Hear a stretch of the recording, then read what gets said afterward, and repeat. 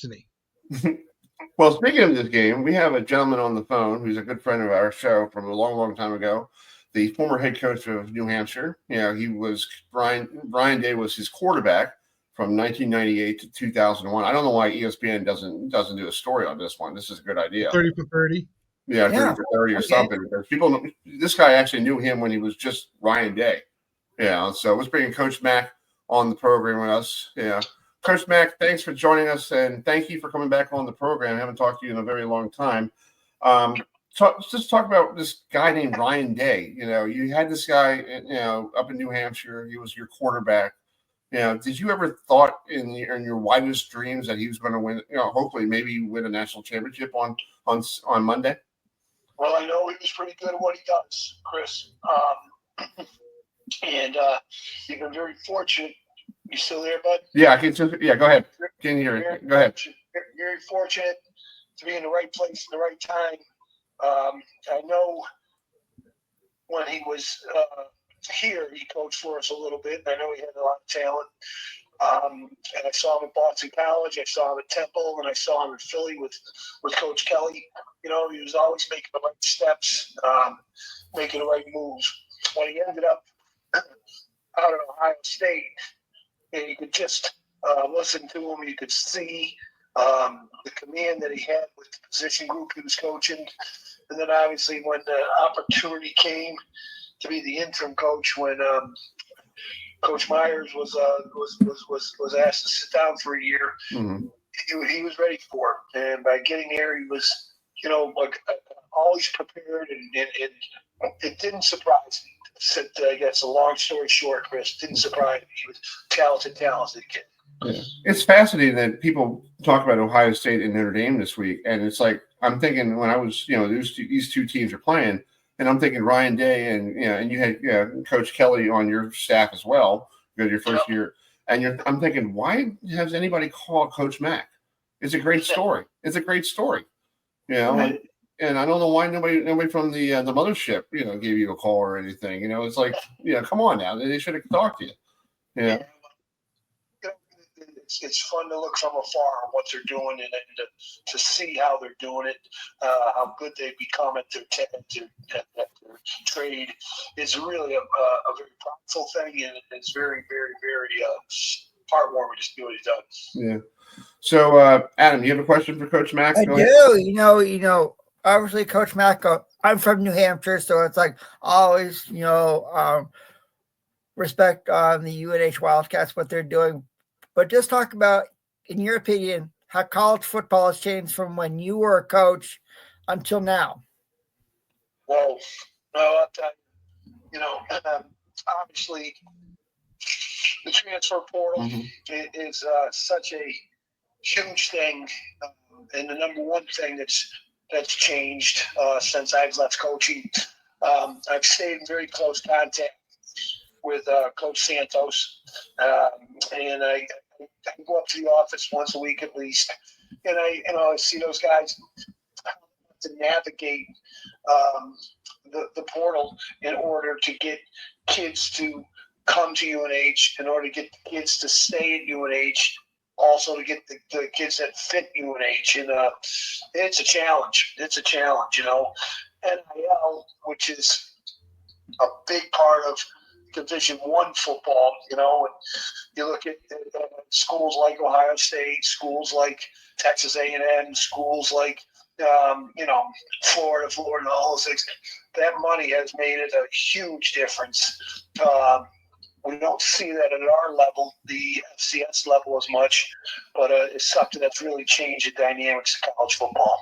Yeah, I feel like now you're thinking like how do these coaches, you see it a lot in college basketball. Coach Bennett retired, and then also Coach Larinaga retired down at Miami because of this whole the transfer portal, and they're getting paid for this, and you're thinking to yourself, what happened to the integrity of going to a school and staying there for 4 years and being under a coach that they love? Yeah, it's very difficult because I don't think schools and programs have the opportunity to create the cultures that have made them, like you look at what Tony Bennett did at Virginia for so long, and how he did it, and then Landago down in Miami. They recruited kids, they brought them along, and they built them through their freshman and sophomore year, and then junior and senior year they were the backbone of the team. So it's a lot different world right now, guys. Yeah, exactly. George, do you have any questions for Coach Mack? I just want to say I agree with him with the way that college football is today.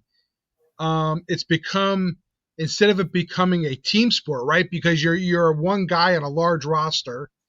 Now, with the transfer portal and with the NIL stuff, you have certain teams. I'm not going to say all teams, but certain teams, you have this impact. It's what's in it for me versus what's in it for the team. Yeah, it's very difficult to navigate that stuff.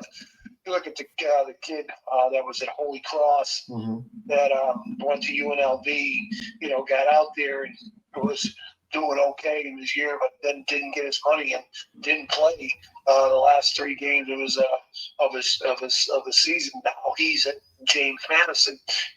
He didn't get the money that he thought he was going to get from the NIL people, from the collective, so he shut it down for the year. And you never saw things like that before in the college football landscape. No, and it's like that kid from Washington State going down to Miami. Miami spent so much money on Cam Ward to the point that they didn't get anywhere. Okay. Yeah, it's like that. That's like you spend all this money on this guy, and Adam and I met him at the ACC kickoff. Your parents were cool. He was cool, and I'm thinking like, okay, you're a good quarterback. You're only there for a year rental.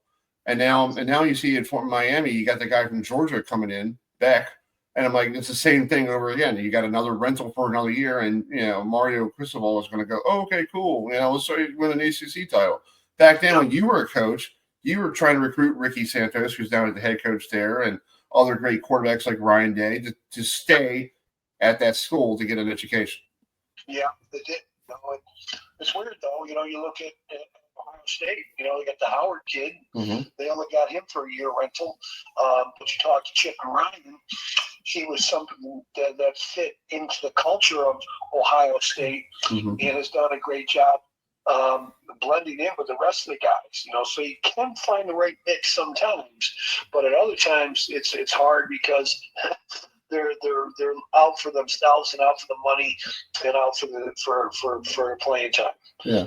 Well, I do have to ask you a question. Does Ryan still call you, or Coach Kelly still call you and ask you for some tidbits, or do you they just don't pick up the phone and call you?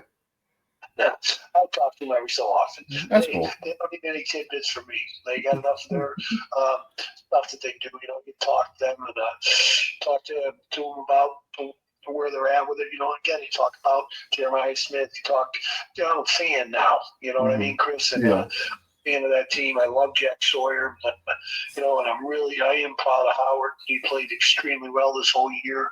And he ride the up and downs with them. After the tough loss to Michigan, they bounce back, and it puts themselves in a position to win the national championship. Yeah, that's true. And I was looking at the future schedule for you guys. With Coach Ricky, 2027, you go out to Columbus, Ohio. So maybe you and I could hit your. I'll go pick you up somewhere, and maybe you and I could go out to Columbus and see that. Told Ricky, I said, got to be ready because those guys are the real deal out there.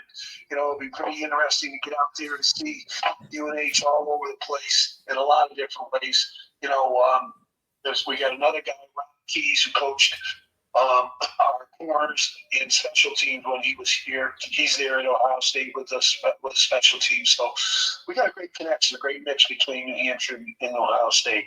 That's awesome. That's cool. George, you want one more question for Coach Mack? I just want to say, you have Ryan Day, on the precipice of, winning a national championship and going up against a team like Notre Dame. Yeah. You look at him today. What is the one thing that you instilled in him that you can see in him today? Well, I think he had it in him all the time. There was a toughness to him, a competitive nature to him that he has that came from Manchester Central High School, and he evolved here at UNH with that.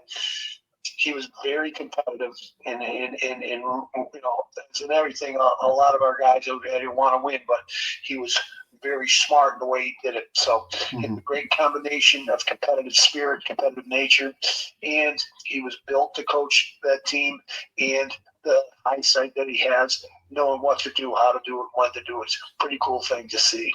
Exactly, I agree. Adam, you have one more question for Coach Mack? Yeah, I do. So going back to when you were head coach at UNH, what was it like to play against your arch rivals from Hanover when you did in the Dartmouth Big Green? We had some great games with the Dartmouth Big Green, whether John Lyons was coaching up there or Buddy Chevens.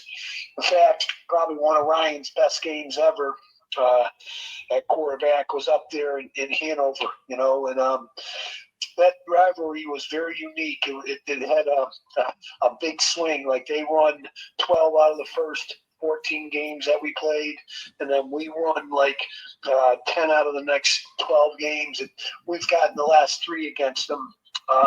It's a great rivalry. It's our ride up to Hanover, our ride down to Durham. It's Ivy League versus the CAA. It's something that makes college football in New Hampshire pretty special, guys. That's cool. Well, Coach Mack, I will let you go because I don't want to get in trouble. But thank you so much for coming on tonight, and thanks for being such a good friend to our show. And maybe one day I'll get up to New Hampshire and give you a call, and maybe we'll get something at a bar and watch some football together. I would love to do that, Chris. Love to do that. Appreciate what job you do for CAA and for football. Thanks, Chris. All right, buddy. Have a great rest of your day or night. Thanks, buddy. Thank you. Say bye.